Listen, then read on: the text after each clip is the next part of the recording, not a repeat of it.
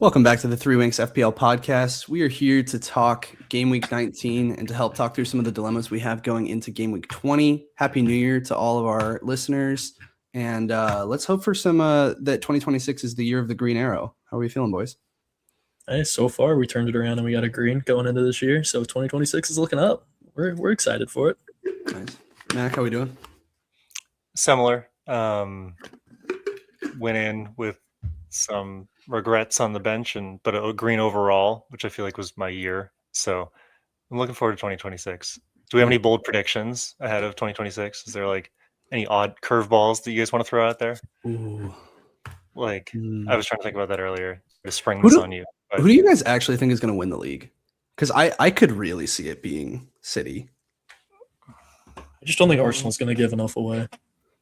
Yeah, I kind of think it's going to be Arsenal this year too, unfortunately, as much as it pains me to say that. I was going to say it's a boring pick, but I just feel like their defense is too stout. Even they got through all this injury nonsense, and I feel like they're going to come back stronger and not give much away. Mm-hmm. City did just draw to Sunderland. That's a tough. But Sunderland, holy fuck! Like Sunderland's nice with it, man. Yeah, dude, crazy stuff. This time next year, Sunderland is going to be playing for a Champions League spot in the Prem. Maybe that's my.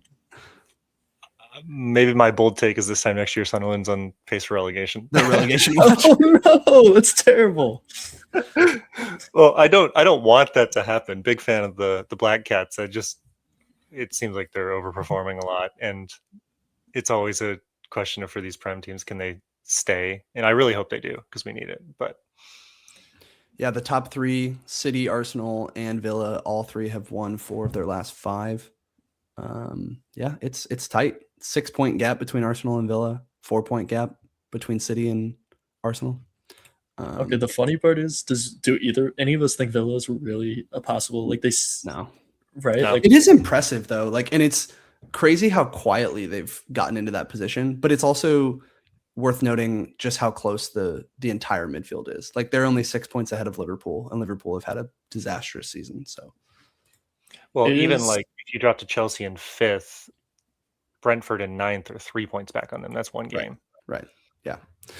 Anyway, that is Premier League. We're just here to talk fantasy, baby. So let's jump into our Game Week 19 review here. Anybody want to go first? Yeah, we can start at the top. All right. Is that you? I don't actually know. I think it was. All right. Shane, did you get me? What's up? Did you get me? I was on pace to beat you. I didn't actually look at the results. Nice job. Thank you. 47, 45. Yeah. Bummer. He edged you out. To be fair, Mac, I think ours is going to be a pretty similar recap here. Yeah, what kills me is the 15 points on the bench. So I did get, obviously, outperformed the average, but also got a green arrow. So moved back up from a few weeks in a row of reds to 159K.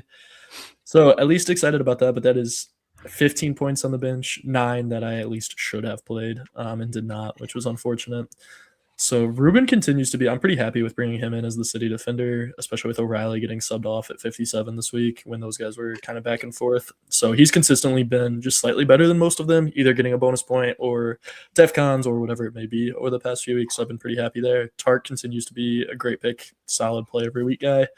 I think everyone was disappointed with United this week. I mean, drawing to Wolves, giving them their 3rd point of the entire season was a tough look for Man U. So Dallo kind of blew. Would have loved up Timber in instead of him. Luke, you did point out last week that I may as well keep Timber in my lineup, but if he doesn't play, he doesn't play. I wish I would have listened to you for the first time this season. That would have been great. So I'll accept written apologies. That would be fine. That's as good as you're getting right there. So I was on the other side of that. You hand up. I got it wrong as well. Got punished. Hey, let's wind the clocks back because it wasn't just I don't think so. It was you're fucking idiot. No, I'm not doing that. So yeah, that one felt sweet, but it came at a cost. I was gonna say there's a reason you're in the banana though. So there's a reason we don't listen to you. Bruno G and Newcastle. Hopefully he continues this. They have a nice streak of games coming up. So I know we've been kicking around like how much faith do we have in him? Obviously rewarded us a little bit this week. So happy for that. And then the captaincy picks. We're kind of kicking this around too, but everyone blanked. So I went different with Ekatike. Didn't get hurt, didn't get rewarded, is what it is. Yeah. All right, Mac, take us through it. I mean, Sharp has 2 points different than me, and that's because of 2 players. I think I played Chow, and he had Rubenin, and there was the difference in the 2 points. Then I Rogers, and you had somebody else in the midfield who got 1 point. So Wilson. I was losing it right before the deadline because I was terrified of Cunha popping off.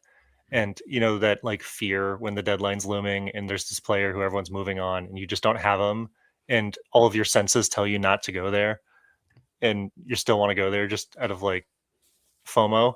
That was me.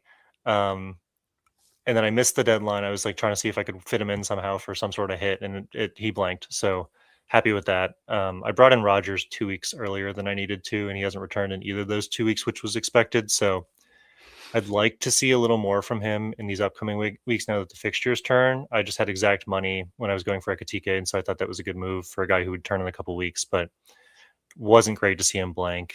And then Newcastle, I think, is really one of the big things I wanted to talk about just with this team, like still not keeping clean sheets. Bruno G did score, but it was in the 93rd minute. So that makes me a little nervous. And I think Luke last week, you were like, I just cannot keep these Newcastle guys. They are not cleaning. And I was like, but surely they'll clean against Burnley this week. And they just didn't. And I think it's presenting us with an interesting challenge. Should we keep these for the great run of games, or should we just be shipping these assets who aren't doing what we want? So I'm like happy with the game week, clearly above average, disappointed to have Timber on the bench. But other than that, I need to start looking at my team, figuring out where we're going from here. And this is where like Grass FC versus Analytics FC fails you, because the frustrating part about it is Newcastle held Burnley to 1 XG, right? And this is kind of the recipe of their season. Like, they're good defensively, genuinely at limiting chances, but they still just let them squeak in. And whether that's a goalie issue, whether that's something else, whether it's unlucky, what have you, they keep doing it very consistently. So it's, neither here nor there. All right, moving on to my team. I'll start up front, actually, because I'll get to the back. Bowen returned, which was hype. That was like one of the things I was really praying for this week. Obviously, he was a little bit of a differential. I'm sure he's getting some more transfers in now, but that was exciting. Holland blank, Ekatike blank. Wilson came in for Rice, obviously blank. Not too surprising there, but thought maybe there was something.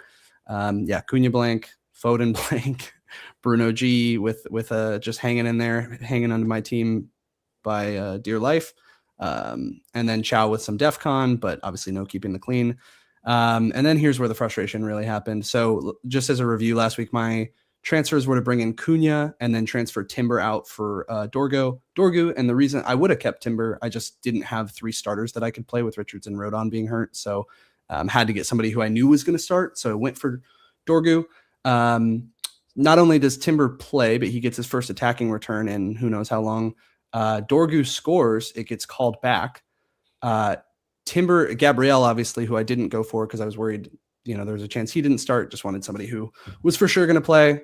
He obviously returns huge. And then Timber and Gabriel get subbed before the 90th minute, so they get their clean sheet.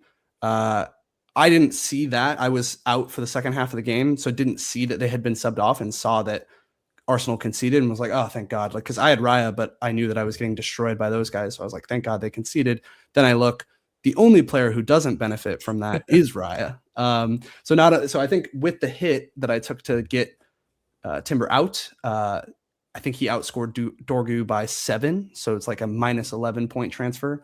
And then we go to the City game where I'm like, well, at least they're going to clean here. And then O'Reilly gets a 57th minute sub, doesn't get to clean there. So yeah, pretty disastrous. I have already made some transfers. I have already taken a hit, and the season is over. I am at 2 million. Neither here nor there.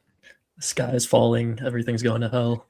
Yeah, just it's over. It's over. Wow. At this point, you got to embrace it. You got to have fun with it. Yeah, I don't think it's over. I think you gotta adapt and overcome at this point. I would just do the opposite of everything you've done so far. Like, I don't George even, Costanza. Right. I don't even know how to do that. But yeah, last week we talked about Mac. You said don't switch up your stick true to your values and stuff. And boy, does that get harder every week. I don't know. This is a tough one where, like I was saying to Sharp before we came on, there's times this year where I've made a transfer or done something and I've been like, that was stupid. Like I made the wrong play or what have you, or went, like thinking back to like Cunha and Mbumo, obviously I got really crushed for that, but I wish I had gone Mbumo. That just seems like the more logical play, for example. This time around, I'm like, damn, I really didn't like, this was fine. I don't think I did anything that wrong, but boy, did I get fucking killed for it. So it is what it is. That's the game we play. I mean, I think the problem was, right, the reason you had to go to, or you wanted to go Cunha, so you had to bring Timber down to get the funds for it, if I remember correctly. So it's understandable. And you wouldn't have expected, even with United, to be as decimated as they are by players leaving or injuries or whatnot, to draw Wolves. Yeah. 2-point Wolves. And to completely just blank out. Yeah, it was tough. So yeah, we should like talk about that for a sec, because that United performance was abysmal, and everybody moved on United players last week, and we all got punished for it. And like, I don't know what the vibes are, because they were riding a couple highs. I wasn't confident in them, and that's why I didn't go Cunha. But I at least thought they'd clean against Wolves, and they didn't do that either. So now I'm kind of like, are they just shit still? Like, should we just not be looking at them? I mean, a couple of weeks back before they ran into this run of fixtures, that was the problem that I had. Is like, this has already been an inconsistent United team, and then you lose a lot of their good players, right? They just genuinely dropped a lot of them. Now, granted, what you said, Sharp, they're playing Wolves, so we think, okay, they should probably still do the thing. But yeah, I mean, they lost a lot of starters. It's not just a lot of players. Like, they lost a lot of their starters. So their defense is fairly injured too. Like, Maguire's out. So. So it's not the craziest thing. I mean, they did get outchanced as well. Just not a good team. Like, it's really tough. And the Cunha thing is interesting, because I think something that minorly contributed to my thought process was, well, he did it with Wolves, right? Like, he was somebody who was on a pretty shit team, and when he was asked to be the main man, obviously delivered quite a bit. So there was that thought in my mind of like, maybe he can do that. Sure can't. Fuck that guy. So it is what it is. I think the difference is the United does have talented pieces in places where Wolves, I feel like, really did not have that much. Right. And so it was hey, get Cunha the ball, whereas United right now is just lost. Like, they don't have a plan for it. They don't know how to attack it, and everyone kind of wants to be a guy, but shouldn't be a guy, and they kind of have to give that power up. But I think it's stay off United going forward. Of anyone who is over 4.5 million, if you have Dorgo or you have Dallo, like, no reason to move them. You can keep them, but anything more expensive is tough. I still will say, if you just brought the United guys in, I don't think you need to like ship them immediately, because we're all bummed that Cunha didn't score against Wolves, but the next two are Leeds and Burnley and then Brighton. So, you know, it's kind of like that João Pedro situation back in like game week 6-7, where he was playing Wolves and Burnley and everyone was so pissed at him and we all shipped him and he still scored then anyways. Like, I think that there's a higher than likely chance that Cunha will return in the next two games, and there's no point of bringing him in and then immediately bring him out. So I feel like for a lot of the United Cunha havers, like, I'm sorry, bad week, but I'm not even going to say stay true or hold the faith, because I have none, but it just doesn't seem like a good team move to like immediately transfer him in, transfer him out. You probably have bigger holes. For sure. And I mean, yeah, there's a good chance that he could return. There's also a good chance they could keep cleans. But this is, you know, arguably it's Wolves and Burnley. Like, what's the best fixture on paper? And this is either one or two. So yeah, that's tough. I don't know. Oh, I was just going to agree with it, because Leeds is pretty stout defensively.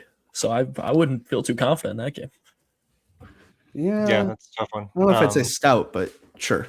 They're better than Burnley and Wolves for sure. No, they're not at all stout, but we just played them to a 0-0 draw yesterday. So, you know, that's how I'm spinning it. Tough days for Liverpool. Is that 2 draws against Leeds this season? Yeah, 3-3 and 0-0. Because Jesus Christ, that's the team we are. Yeah. Well, before we get too much into it, just wanted to touch on where we're at from individual in the mini here between the podcast hosts. Sharp still your leader.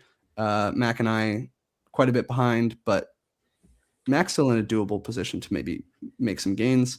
In terms of rank, I am at my worst rank of the season. Sharp, you're leveling out a little bit, and same with you, Mac. It looks like over the last 10 weeks or so, you guys have been pretty flat, which is a solid spot to be in for where you're at. I think if you think about the context of how the season's been going, that makes a lot of sense, because we were both plummeting all the way through like 13. which was when teams were still wildly different. Right. But And now then we're templated up a little bit. everybody like 12, 13 started bracing for AFCON, started spending the transfers to really like get the same guys, and then had 5 transfers. So I think that the reason everybody's kind of like leveling off is because there's a lot of templates out there. And For a lot sure. of the moves we're debating are these sideways moves between a Cherokee and a Foden, or a Rice and a Rice and a Saka, and they're not like huge template breaking moves. Whereas like your Bowen shout is. So I think that would probably explain some of the performance, and I think the key to dropping rank is just going to be for us to get on that next wave ahead of everybody else. I just want to know what the hell we were doing. Me between game weeks 4 and 5, and you between 9 or 8, 9 or 9 and 10. Why did we just both take a random spike? I think that is like my line here is not the typical line. I think your guys' is pretty typical in that sense of you start with, you only have a couple of weeks worth of data, right? So through 3 weeks, you could easily be in the, I think Mac, you were like, what, 6 million or something really high, right? Like 7 or something crazy game week 1 and 2. Right. But just because there's so much variability, there are people who have used their triple captains on Zubamendi at that point, and you're behind folks like that. And then as things start to level out, you make more transfers, people delete teams, people like you cut through a lot of people really quickly in that sense. So yeah, I think that's like a relatively normal play. Yeah. Let's see if we can turn you around. Come down and join us here next game week. That's the thing, like, not to be all doom and gloom, but I was looking into it, like, even before the City game, I was like, what happens if Haaland scores twice and O'Reilly scores once, Foden scores once, and on both of those Haaland goals, O'Reilly and Foden assist, and they keep the clean, and it would drop me from like 1.8 million to like 1.5. And I was I mean, you picked 3 players that a lot of people have, so maybe just yeah, I suppose pick players that not everyone's gonna benefit from. Yeah, I think like the thing is too is if you look at both Sharp and I's graph, Sharp went from 3 mil to like 6 mil or like 1 mil in a week. I went from 3.4 mil to sub 500K in like 5 weeks. And at this point in the season, I think a lot of people are like, my season's done, I'm not where I want to be, and they just like check out or stop playing. But that I've been there, and truly, if you just like manage your team every week, I think your rank will fall just by nature of attrition, because it's a long ass season, and like people will forget to switch their captains and like not sub their bench off. Like, and you can get legs up on active managers in the next sort of 20 weeks just by continuing to play the game. Because I've had bad seasons like this where I've been like 2 million at the turn of the year, and then I finish like sub 200K. Because you just, it's 40 games, and like a little rise isn't a big deal in the grand scheme of the whole picture. Right. Yeah. And I'm pulling up something here talking about the template. Live FPL shows you kind of what the, let me see if I can bring it up, but shows you what the template team is, the most owned players at the moment.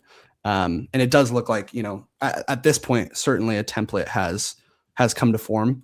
And to your guys' point, like, it's just getting in on some of those other picks early.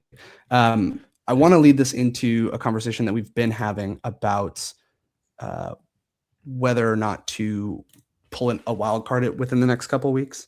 And so the conversation that we've had there has kind of varied over the last few weeks. It's at points, I think that's favorable. At points, I think that's not favorable. And obviously it's a wait and see game, but the reason it's obviously tempting for me for the points that we just made of trying to get ahead of stuff.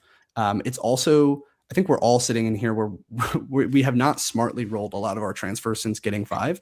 And so I'm certainly looking at, like, I was thinking about, okay, if I want to get Ekatike out before Arsenal next week, I have to take another hit, and I'm taking a hit this week. I took a hit last week. Like, I'm really getting into that scenario where potentially resetting in that sense is helpful. But the counterpoint is obviously you definitely want to wait a couple. So my thought process with potentially an early wild card is trying to time it for when AFCON players come back, for when players like Bruno Fernandes come back, and potentially if he continues to be able to play minutes, Palmer as well. So there's obviously some like opportunities to take advantage of, as well as just Chelsea picks in general when their fixtures start to turn. There's some things to potentially take advantage of, but I think also how much do we see this template shifting, right? For example, you have triple Arsenal in this list, and you have your Haalands of the world. You have Ekatike and Thiago. So I think it's interesting, But there are players like Foden, who is a good example of really highly owned, hasn't been returning over the last few. Is that going to be seen as a priority transfer at some point? Or is it just he's in a little bit of a lull and City has nice fixtures long term? Saka, like, are people getting frustrated there? I think there's a lot of potential changes that could come about, but it's curious to know exactly where those are going to be. Well, I think you look at just off the bat, I'm expecting Semenyo to not be in there anymore once he makes that move in real life to City.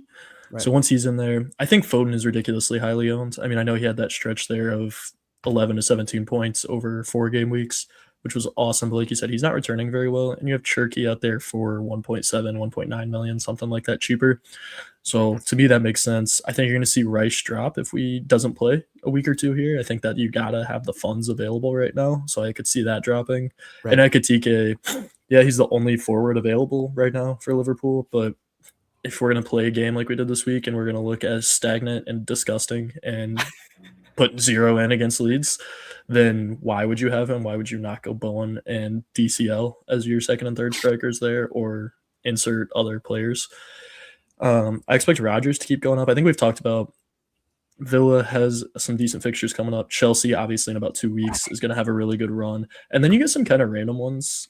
I think the defense is going to change, and I think you're going to see more Sunderland guys in there, Mukiele or Alderete or whoever. Because I'd be really interested in Royce as well. He's still the highest scoring keeper, and they haven't cracked defensively the way that you would think they might. Is that the Bournemouth Royce? No, it's Sunderland's goalie. Sunderland. Sorry, I knew that wasn't right. Okay, continue. But I think that's a great call because I think that Raya can come down and you can start looking with Gabriel back. That becomes your third Arsenal, or you get 3 Arsenal outfield players if you want them versus a very expensive goalie that is not outscoring a cheaper one. Yeah. And then obviously we're going to see Chelsea. Chelsea has that great run. Is it going to be Chalobah? Is it going to be Reece James? Kukurea is back in training. So it's going to be a weird, you got to pick right. So I think, Luke, like, you're in a fun little time where just make a choice. Pick the guy that you think is going to be good. Is it going to be Palmer? Is it going to be Enzo? Is it going to be 2 Chelsea defenders? I don't know. And then the only other person that we talk about every single week, Everton. Everton has a great run here, and Tark is not highly owned. If you don't have Tark, I don't know why you don't have Tark at this point, honestly. I think it's just because, like, Braithwaite is an alternative. Or not Braithwaite, excuse me, Keane for a similar price. So on this topic, if I may steal the screen share for just a sec. Yeah. Luke and I were talking, and I was under the impression that he was wildcarding, and he was not. Sorry, can you remove your thing from the screen real quickly? Oh, yeah. We will take this moment to give a shout out to our sponsor in the upper corner. Shout out StreamYard. Shout out StreamYard. And so I whipped up a wildcard draft, right? Like, if you were to wildcard right now, who would you realistically want to get on? Right. And this is our current teams. It's our current teams, right? And that's even with a differential of, like, if I restore Tarkowski, I think I had Ruben slotted in. Ruben Diaz. Does that make sense? No. So, okay. Something like that. I messed it up. The idea. Yeah. I had Gueye out and Ruben out and Elderte.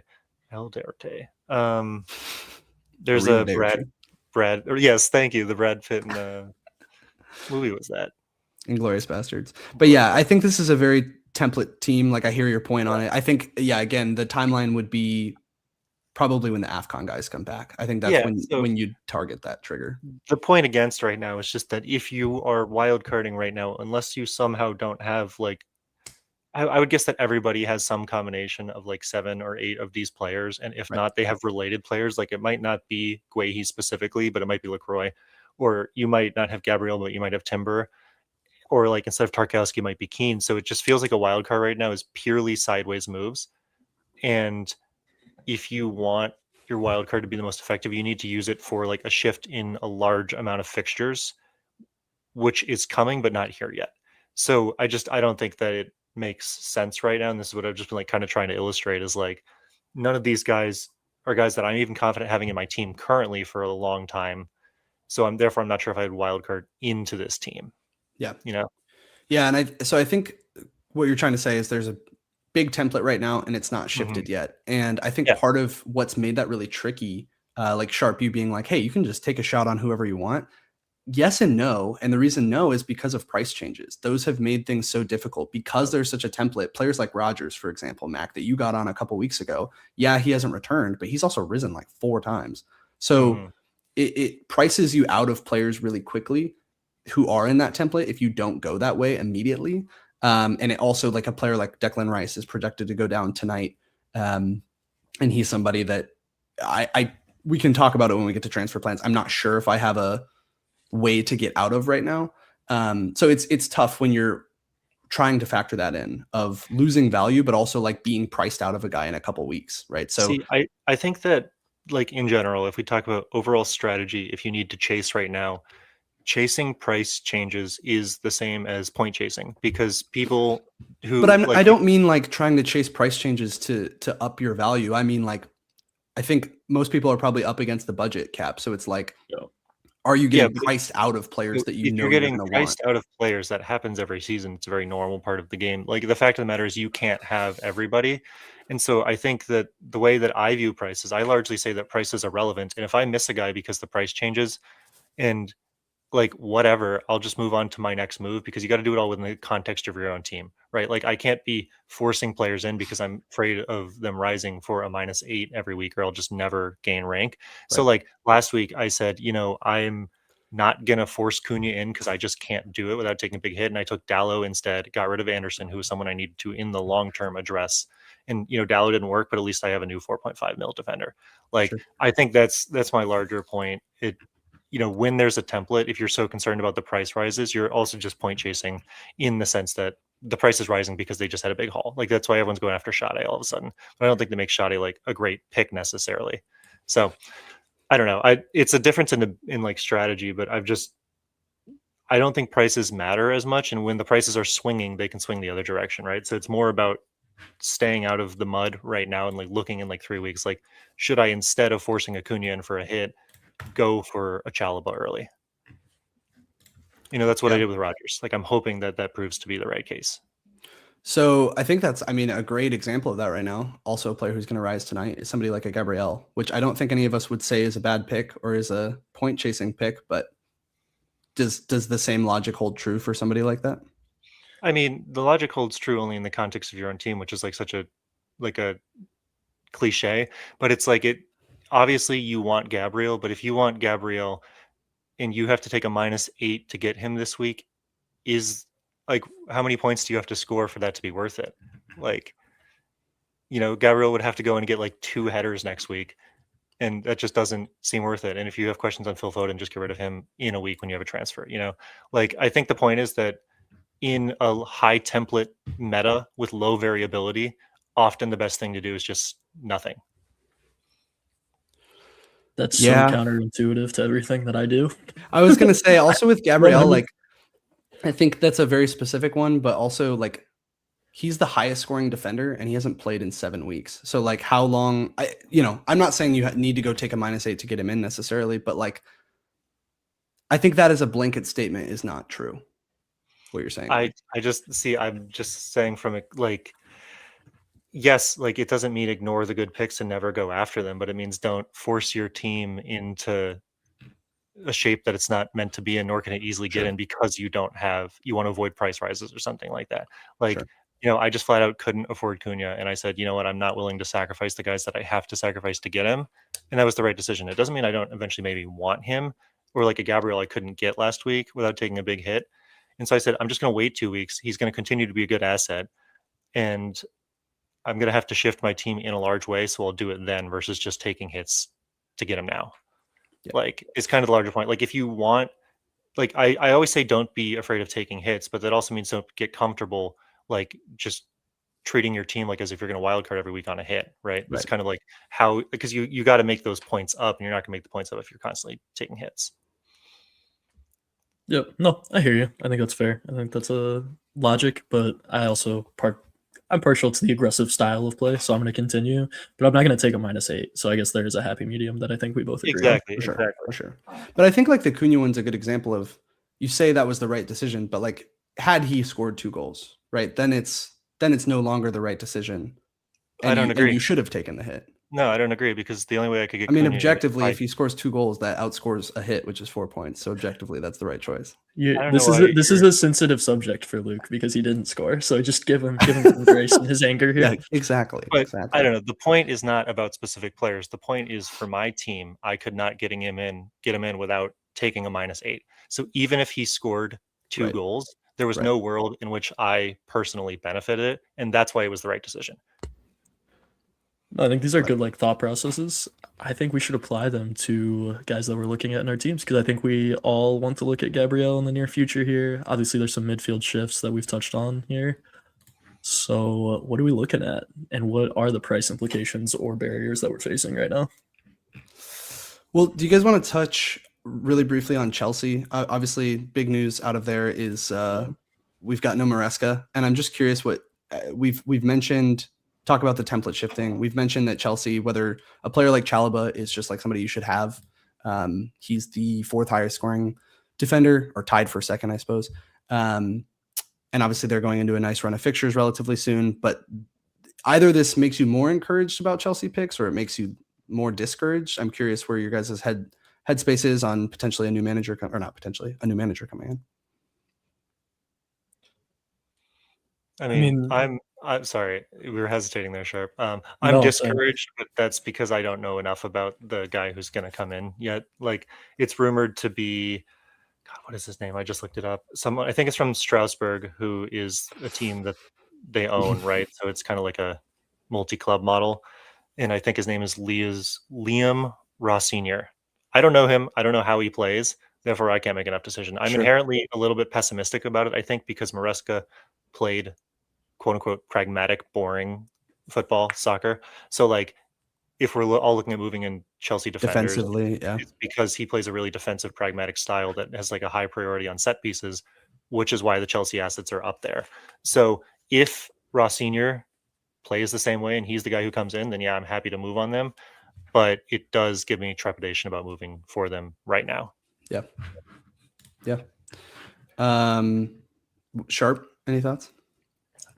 I think they're a really good team. I think they're going to continue to be really talented, and I don't think a manager is going to come in mid-season and say, hey, you're sitting top 3 in the Prem, I'm going to fuck it up. So I do think there's going to be – I'm less scared or concerned. Like, I think the guys that have been good are going to continue to be good. So yeah, for sure. I'm maybe naive, but I'm just not going to care that much about it until he shows that I need to care if they suck ass. And we do have a couple weeks to see how this new manager is performing before the fixtures really turn. So that gives us some leeway there. Yeah, sorry to derail us, but we can definitely hop into specific players. Mac, I know you had a couple things you wanted to share from that perspective. I think one that it seems like we're all kind of talking about is Foden. You know, has his hot streak ended, and is he somebody to get out? Because that's obviously a cash cow where you could, to your point, Mac, not have to worry about price changes too much if you're able to just get the money out there and add that to somewhere else. Perfect. Foden versus Rodgers is a good example of his fixtures. Obviously gets past the Arsenal fixture now and has some opportunity to produce. Yeah, so I mean, I guess the main debate is I think a lot of people are looking at Rodgers. Obviously, you said his price has risen a couple of times, right? A lot of people are concerned about Foden because, you know, he's pretty expensive and hasn't returned in the last couple. And so I just wanted to pull together a couple graphs to like look at some of this and be like, should we really be going hard for Rodgers at the expense of like a Phil Foden, for instance? Honestly, I think, you know, if you're looking at doing a 1-for-1 from Phil Foden to Morgan Rodgers, the data seems to say no. Like, I don't think it's a secret that Aston Villa have been overperforming pretty consistently. And even though, you know, City just drew Sunderland last weekend, he was still pretty involved in the game. And I feel like City's very much a team where they all rise together or drown together. Like, they either all do well or they don't do well. So the data seems to say no. I think the other implication, though, is if you're considering downgrading Phil Foden to like a Cherky to get a Morgan Rodgers instead and free up some cash that way, but still keep a City defender, then the conversation becomes a little more interesting. Yeah. Because the second graph is a Ryan Cherky to Phil Foden graph, and this is per 90. So Cherky was out for a little while with injuries, and so this tries to take account for that. And honestly, their numbers are fairly similar. And the only thing I think that Foden is better on is he has more turnovers, which isn't really a huge stat in a midfield position. And then Cherky gets progressive carry distance, so he's running with the ball more. But they're fairly similar.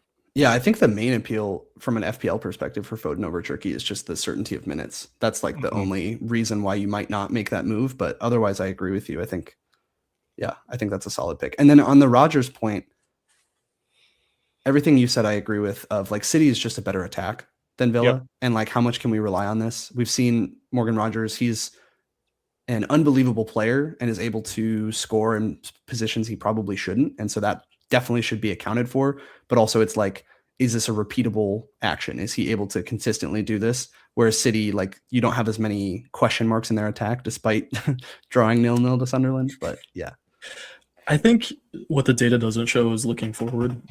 So Rodgers, if you look at their last, I'm going to say, I'll go back through their last 6. He returned, 2 of those being a 15-point game, and 3. He returned in 3 of them. The other 3 were Arsenal, Chelsea, and Arsenal, and he did not return. Understandable against those teams. And then I look forward, and this week he has Forest. Next is Palace, and I know Palace has been good, but I think we've all talked about and seen their legs kind of falling off with the amount of games and minutes that each player has to play on that team. So Palace is no longer that scary to me. Then you get Everton. Then you get Newcastle, which, again, tough defense, but will concede a goal. So hopefully he's the guy they concede to.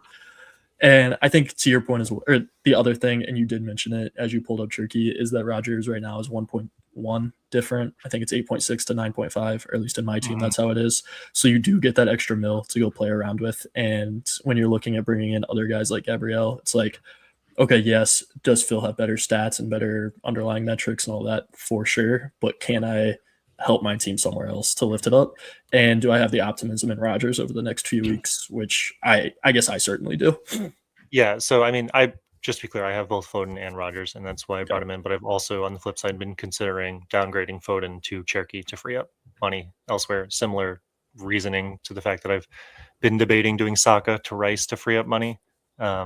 Just then Rice got injured, so it's a different conversation now. But I mean, I think that if you were just going to straight swap Foden for Rodgers, I probably wouldn't do it. That's what the data seems to be telling me. I think, as Luke said, City is just a better attack. I think that, however, it doesn't seem like there's really a problem doing Foden to Cherki and then getting Rodgers if you can afford that, because Cherki and Foden are so similar, and it just feels like Phil Foden is really expensive. Like, do you guys have the same vibe? If Phil Foden is involved, do we still want to keep him? Is, I guess, my question. Or is it time to say thank you for the points and move on?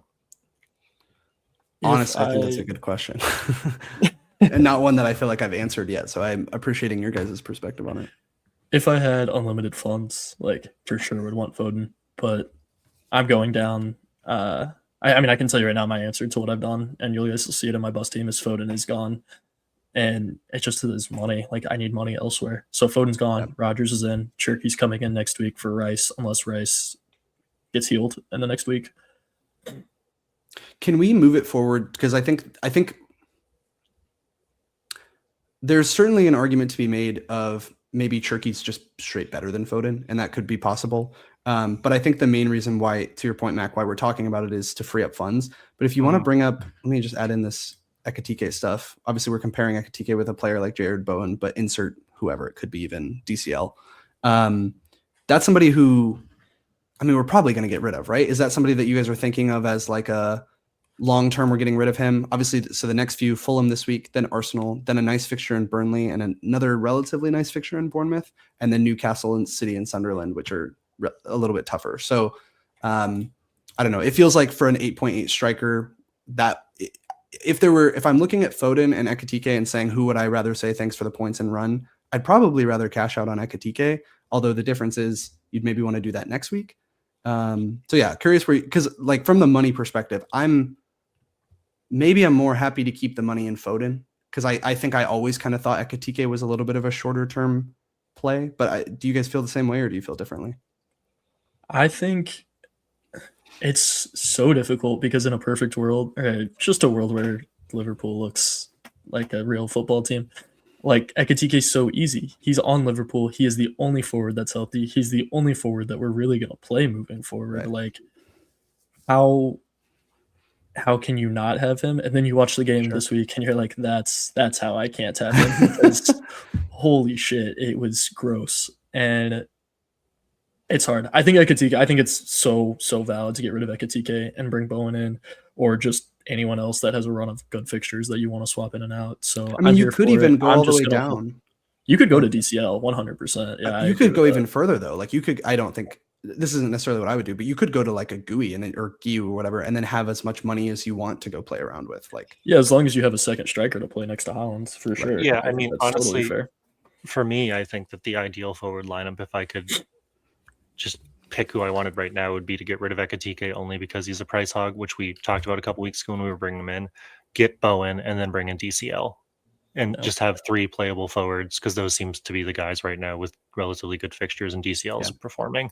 And he's like obviously the third choice. Alternatively, you could have a Thiago. But I think generally my sentiment on these forwards is they're all still just kind of meh.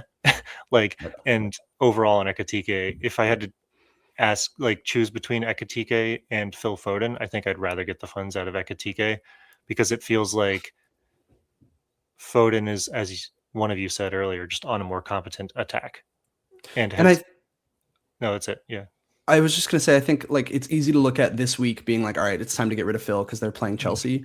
But if you get through this week, and also this is a Chelsea who just lost their manager, take your pick on how that's going to affect them because I couldn't fucking tell you. But then they've got Brighton, United, Wolves, Tottenham. Like that in and of itself is a pretty solid run.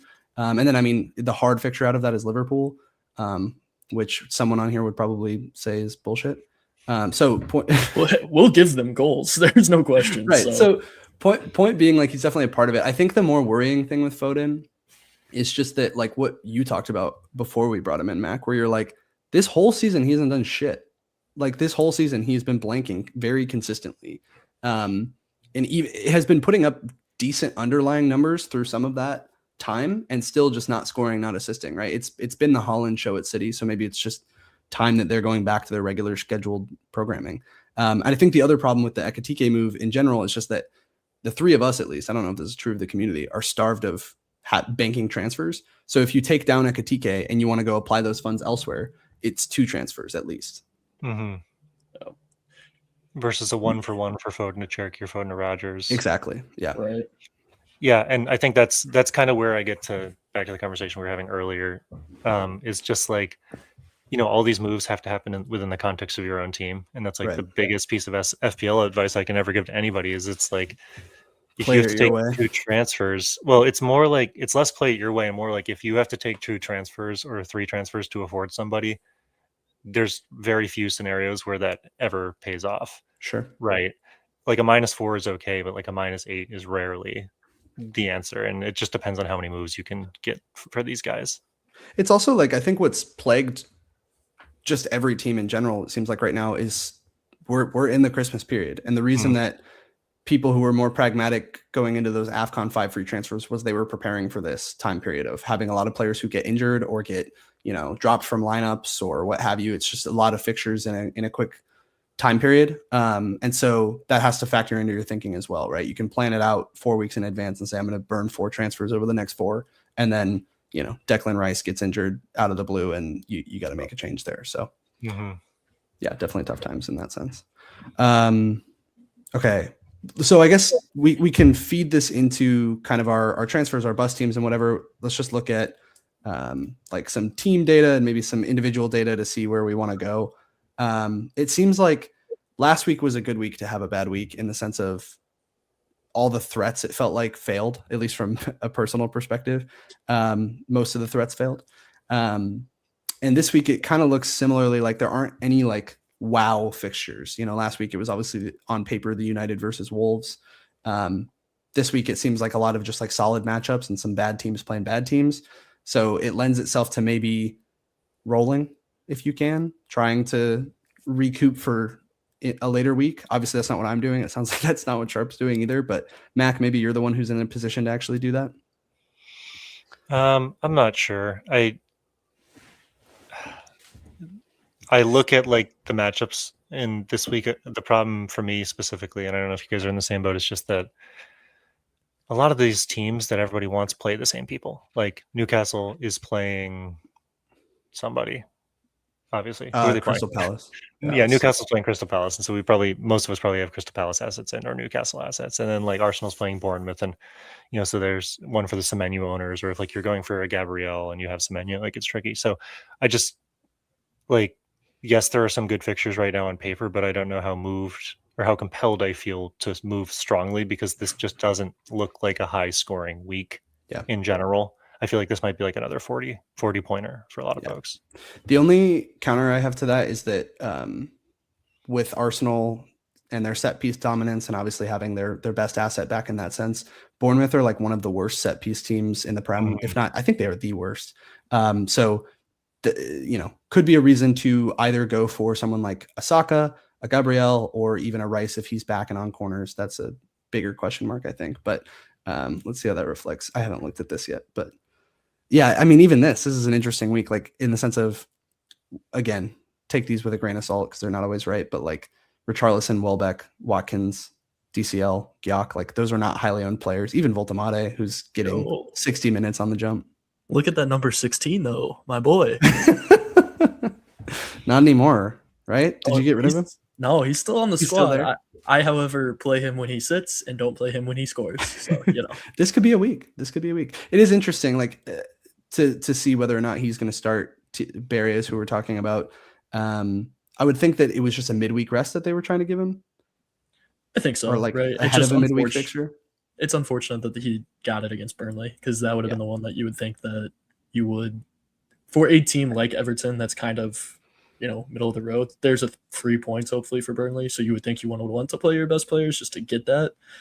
But what the hell do I know? That says to me more that they don't have confidence in who their best players are. Like, I think if they're rotating between Beto and Beto was starting most at the beginning of the season, right? Yeah, if I recall. So I think they're still very much feeling it out. I'm not an Everton fan, but I'd be curious to know if they're looking at signing any forward options this winter. Should. And this is interesting too, of kind of some of the players that we were talking about there. Like you see Rodgers and Foden right next to each other on this. They have the same projected goals amount. You obviously don't see, like you see Ekitike pretty high up there, so it doesn't seem like maybe the best week to move him on. It's just interesting. I don't know if any of the stuff we were just talking about is stuff that you take care of this week. You certainly could, but it doesn't necessarily feel like it's priority. And then you have players like I'm seeing Bowen at 34, who's playing Wolves. You would hope that would be higher, but I think that's probably just a reflection of how shit West Ham are. I wonder if they're going to be active in the transfer window over the next couple of weeks. I think they just signed somebody, like literally today, but I'm not sure. I think it was a full Krug replacement, but I'm not sure he's that great. The West Ham fans didn't seem enthused about it, so more research to come on that. I think overall, when I look at this graph, it says to me that it's going to be a low scoring week, and which means that it's going to be goals galore. Well, for me, it means that you shouldn't move, and there's going to be some high variability because like one guy might get a goal, and you may or may not have him, and you're going to hate yourself for that.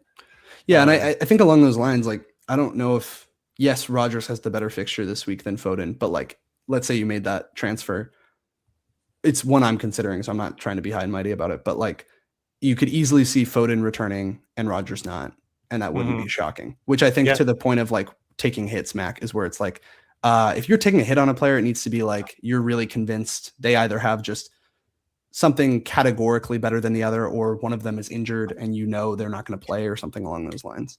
So on this list, if you had to take a hit for one player, who would it be? Like if you were forced to take a hit and you said, I have high degrees of confidence in this player, who is it this week? Yeah, shut up. Who would be a good one this week? And I mean, this is like not long term necessarily, but for this week, it would be Saka. Honestly, I think that's an interesting, like he's probably even more of a differential now. I would assume a lot of people divested out of him. I don't think Cunha versus Leeds, like that game last week, obviously didn't put a lot of confidence in there, and Leeds is at least a little bit better defensively than Wolves. So I don't feel great there. Not a whole lot is the answer. Like, I don't think there would be any player that I would probably take a hit for. I mean, I was on a similar train. I think that maybe the one guy I'd be taking a hit for is potentially Gabriel, just for all the reasons you discussed with Bournemouth's lack of set piece defensibility. Yeah. But, I think if that's the conclusion you come to, then it screams more strongly for a roll week. And that's the context I try to frame. Should I take a hit or not or should I just save the transfer? Because if we think that the meta is shifting, if we think that there are not a lot of strong fixtures this week, is it better to just capitalize next week? Yeah. Oh, sure. Have more players. That's kind of my view on rolling versus hitting, and this just doesn't seem like a strong week. Yeah. Heard. Well, agreed 100%. And I think those were all forwards and mids, which is fair. Like, I think we're going back to the beginning / first half of the season where defenders are going to be the ones that you're getting points from. So I think we're going to need to start paying attention over the next few game weeks here, where we're starting to get more into the Chelsea. Okay, there's like 6 people from Chelsea that could return, but their defenders are probably going to return, or not return, but give you good numbers to it. So I think we're switching back because it's the same way with Sunderland. I want Sunderland defenders again as my cheap options because they have a good run.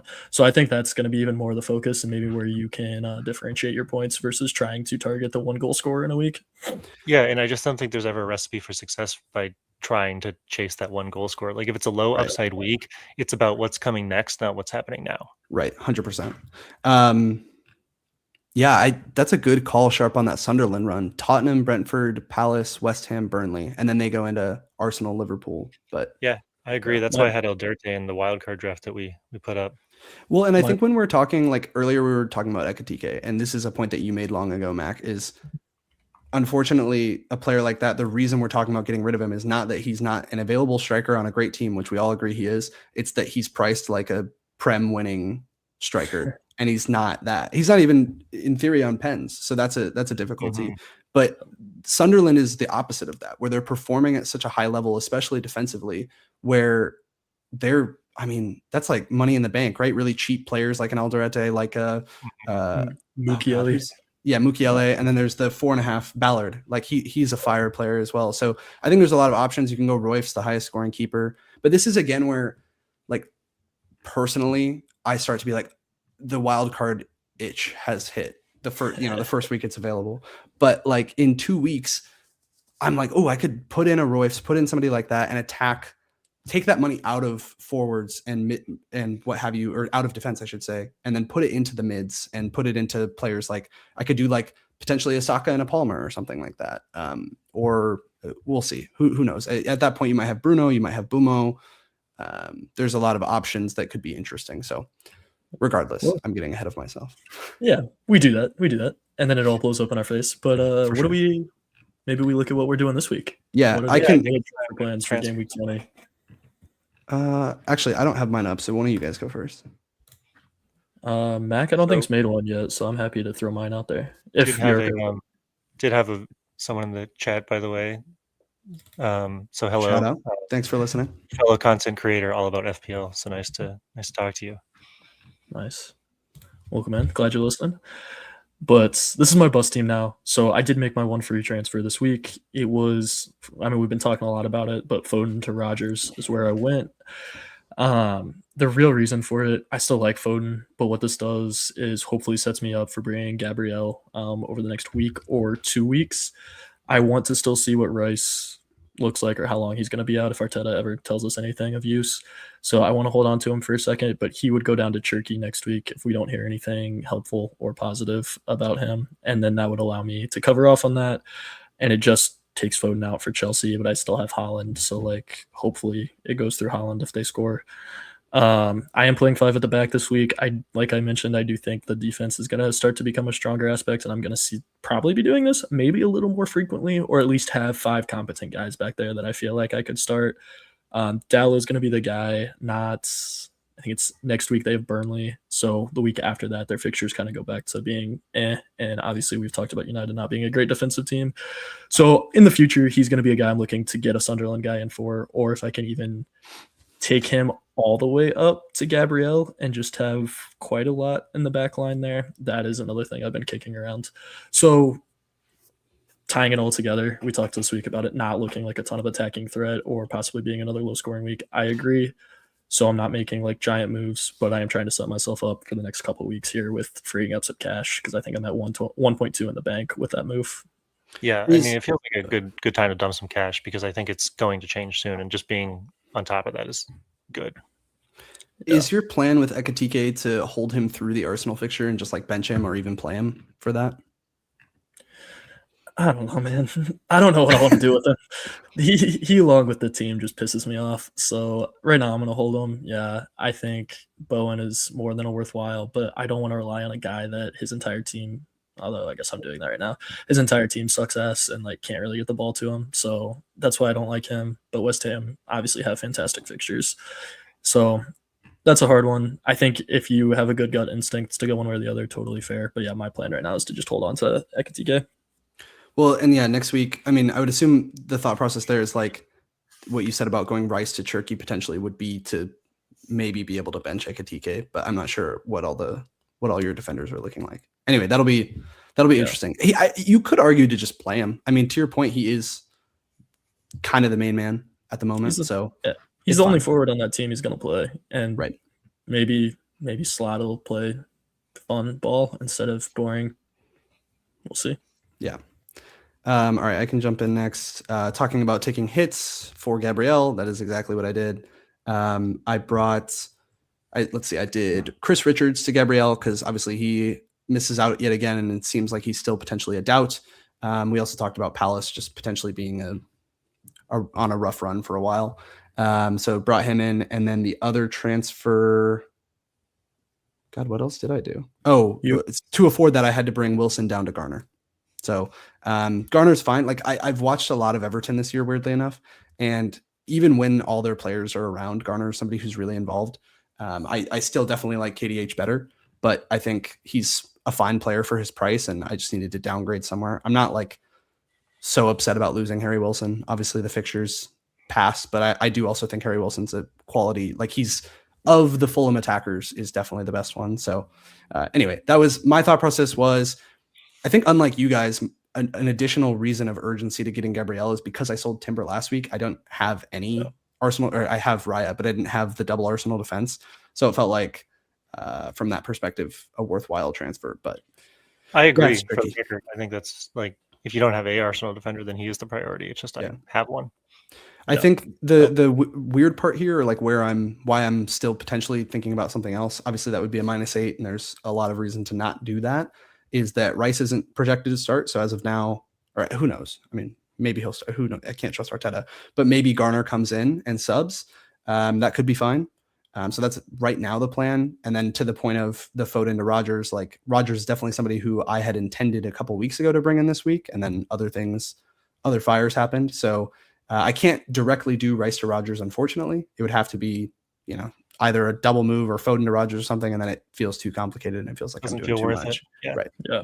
Yeah. You're in a tough spot with the amount of injuries that, I mean, you had all 3 different shades of red, I think, on your bench when you showed your points from last week. So fire going on my bench. Yeah. It is tough, but I think the Harry Wilson down is a great call. I think Garner is obviously the leading contender right there. I'm going to give the guy I called out on Brentford just because Brentford has a great run as well. He's a 4.9 mid, so it's an extra 0.1. And what was his name again? Janelt, however you say it. Oh, yeah. Yeah.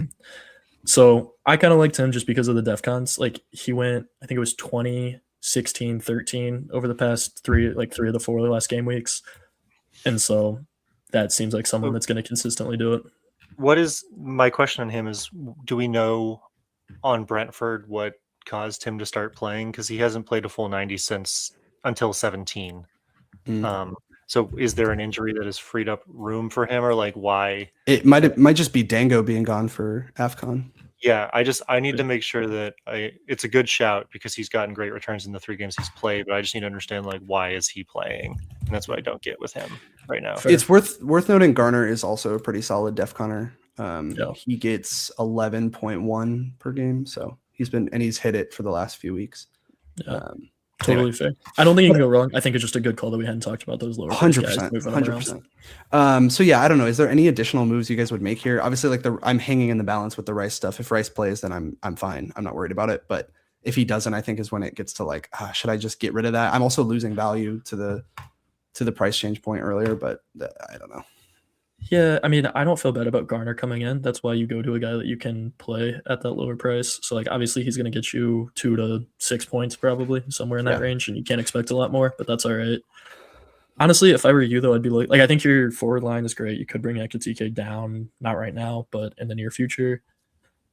And I just hate Cunha, dude. I hate him so much. So I feel you. I felt like this, like, now that Wolves has passed, I'm already like, fuck this. This also lends itself to, like, just quickly on the wildcard conversation. This isn't really the structure of team that I want long term. Like, it's really not. And so I get down, I don't know, maybe sometime between 22 and 24, somewhere in that range, and I still have stuff like this. It may behoove me. Like, a great example of that is a player like Chow that I still have, that I'm like, God, I've been trying to get rid of him for ages, but just haven't been able to. So anyway. So I don't think you need to take a hit this week, or a further hit this week. I would say, like, I think you have a very playable team this week and you should feel good about it. But yeah, I can see how you're going to take a hit over the next, like, 3 weeks consistently. Well, so that's why I'm like, next week, right? Ekitike and Arsenal. So I'll probably just bench him or play him. But it's like, I would love to get rid of him, but again, that's a double move. And so I could just do, I suppose, Ekitike straight to, like, DCL and hope he stays on his run. But it's, anyway, yeah, we're in rough spots. I mean, if you're not happy with the team structure, I think that incentivizes, like, next week potentially rolling and then being able to make those moves for a -4 in like 2 weeks or something. For sure. Like, for sure. If you want to do a big change, I think you just have to plan out how you're going to make those large scale sweeping changes. Yeah, I think next week I can get away with it. I can bench Ekitike and do 4 at the back. But if I have an injury again or something, or if, let's say, I guess I could play Rice too if he's back. We'll see what happens. Anyway, take us home, Mac. Yeah. All right. I don't have a lot going on this week. I'm actually going to share my screen. So this is my bus team. Obviously, no transfers made. If I just go to the live version, I just wanted to talk through a couple things that I just wrote it. No, it was my fault. I wanted to talk about a couple things that I've been considering over the next couple weeks. So I don't have any free transfers. Last week, I did Anderson out to Dallo just because I thought the fixtures were getting horrible. And it seems like I should have gone with the Sunderland guy instead. But whatever, at least I have a guy who can play in a couple of these games. And I'm fine with that. Where I've had a lot of the similar debates, like, should I bring in a Cherokee? Should I get rid of Bruno G? How much do we like Rodgers? How much do we like Ekitike? The problem is, for me, is that there's really, like you guys have been saying, no great move that I can do in one. So, like, if I bring in Bowen this week, I could do that against Wolves, which is probably like one of my better moves. But, at the same time, it's like, is Foden to Cherokee for a 1-to-1 my move? Or, like, Foden to somebody for a hit the move? Like, I can't afford Gabriel right now, so either way I need to take out 2 moves. And so I think I have 2 options. My first is probably just rolling this week to try to facilitate a bigger move next week, as in, like, Ekitike out, Bowen in, or dropping out. I want to maybe bring in Pickford and then get rid of, like, a Guehi to bring in potentially, like, a Gabriel, and or get rid of Raya for a Pickford, get rid of a Crystal Palace defender for, like, a Gabriel. But all of those moves require not only freeing up a mil in the midfield or in the forward line, and then 2 moves here. So that's a -8 this week, or I could just do the other option, which is Dewsbury Hall out, because I think he's going to be out for a while, get Garner and get some bench coverage, but then it leaves me in the same problem of still needing to take, like, a -8 next week to execute all those moves. So the 0.4 rolling is my comfort level with just keeping an injured Dewsbury Hall on the bench. The problem is I think Garner's going to rise today and I won't be able to afford him anymore. Or it's, just do this move, get another playable bench player, and just be happy with my team, but extend the horizon for when I'm going to be able to bring in a Gabriel, when I'm going to be able to get out of an Ekitike, etc. I feel like of those moves, the one I like the least is just the KDH to Garner. It feels like, one, we don't know when KDH could be back. It could be sooner rather than later. Who knows? And you don't really need him this week.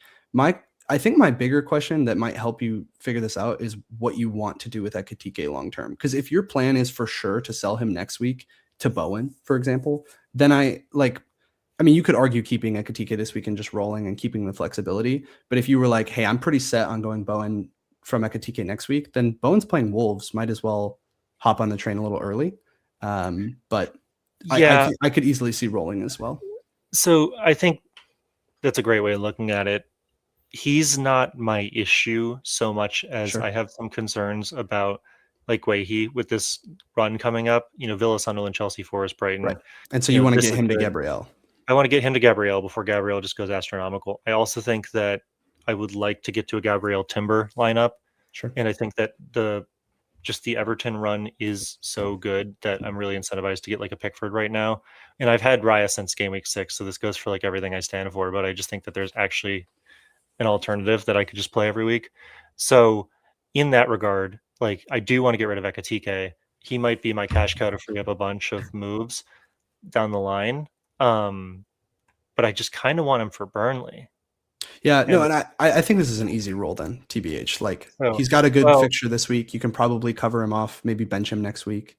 I don't know. You've put that evil on me because now I'm like, do I just take out bring in Bowen and have like 1.3 for next week to bring in Gabriel straight swap? But you can't because you already have triple 4 Arsenal players. Yeah. So that's the problem. Like if you're really set on getting Gabriel next week, I think rolling like the difference between Ekatike and Bowen, it feels like the same conversation we were just having with Foden and Rodgers, where it's like either one of them could score this weekend and you wouldn't really be surprised. Obviously, Bowen has the better fixture, but he also plays for West Ham. So I think that probably balances out. So yeah, I think you should roll because then it affords you the opportunity to get Gabriel next week. See, that's what I was thinking. I think that rolling makes the most sense for me. I was mostly curious about your guys' appetite for the Dewsbury Hall to Garner shout, because if I don't do that, I still kind of have 2 dead spots on the bench. Sure. And the fixtures just aren't great this week. Like, I don't know if it makes more sense to play a Foden over a Chow or play a Chow over like, gosh, I mean, it's probably the debate, like Guehi, Bruno G, Chow. Oh yeah, I do see the dilemma. I didn't realize we were playing forward at the back. Yeah, so it's, I mean, sort of forced to play 4 at the back either way because I just don't have a 5th midfielder. Potentially 5 at the back, but probably 4 at the back.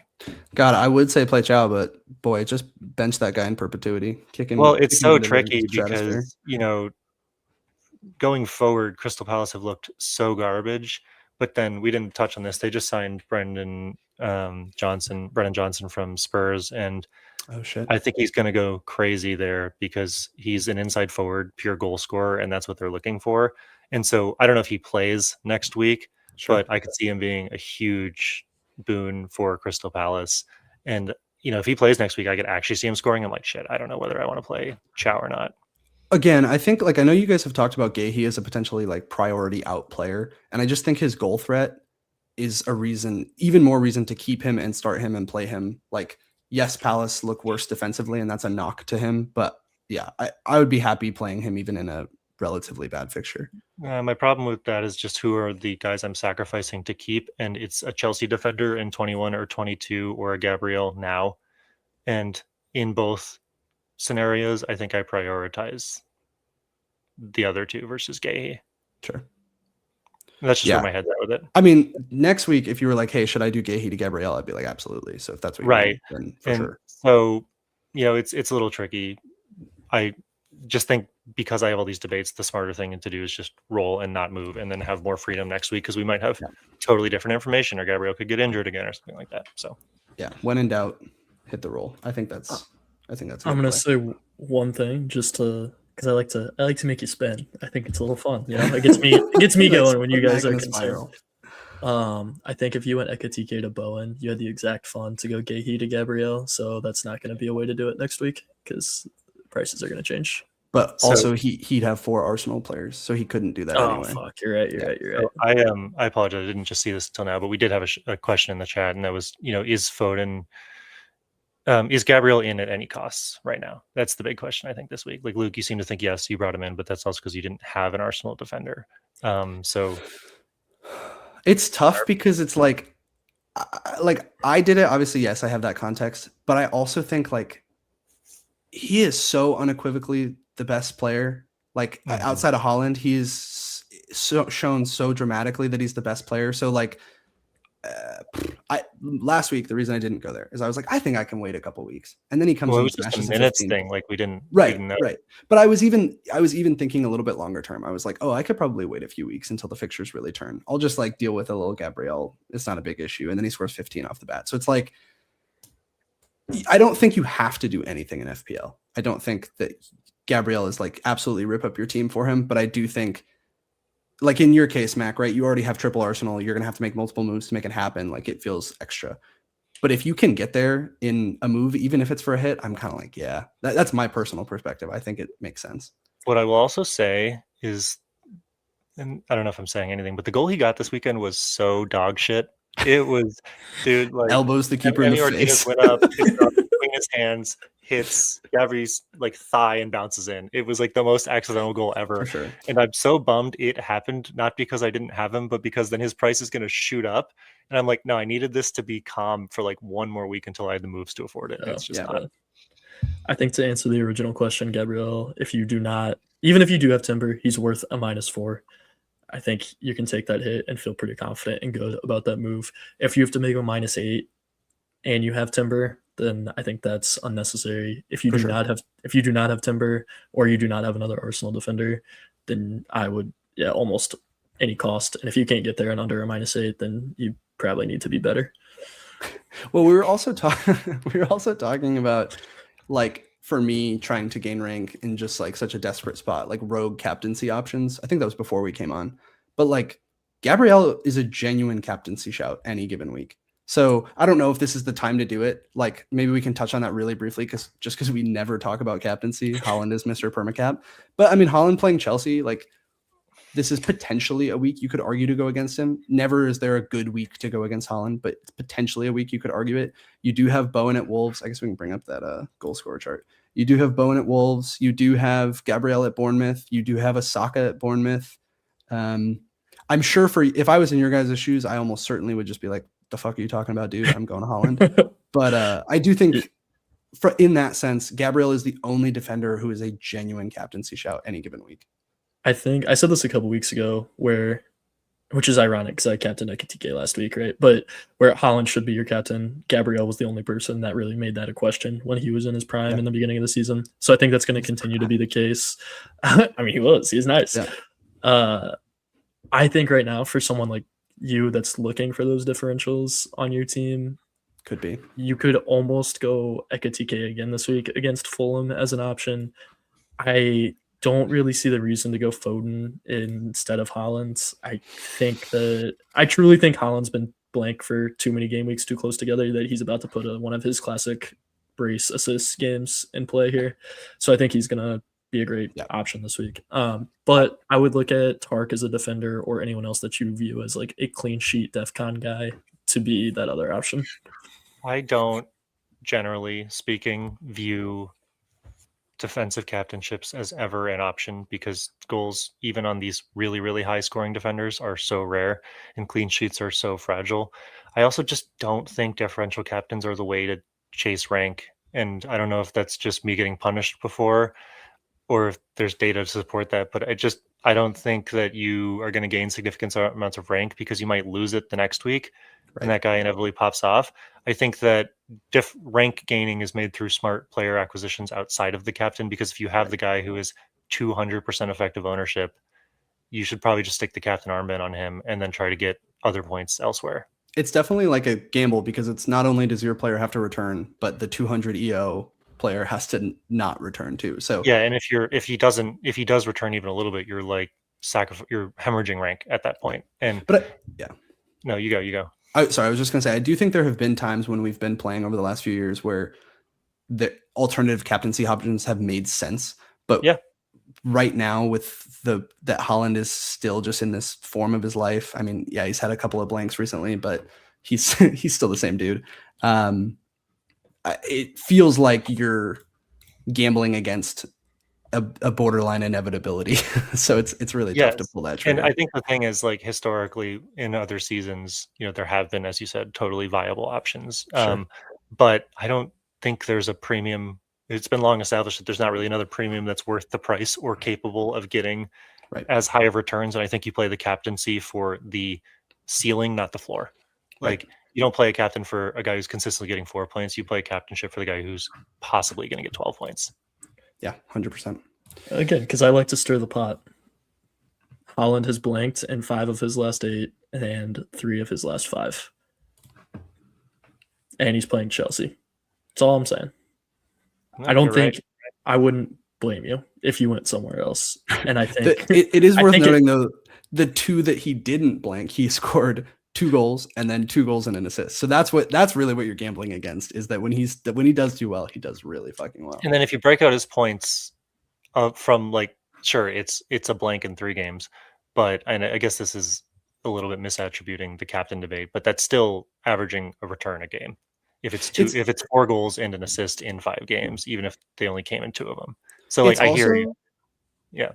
It's also like what I said earlier of it's not only that you're saying, okay, I believe Haaland is going to blank this week, but your player also has to return. So last week, a lot of people did Cunha, right?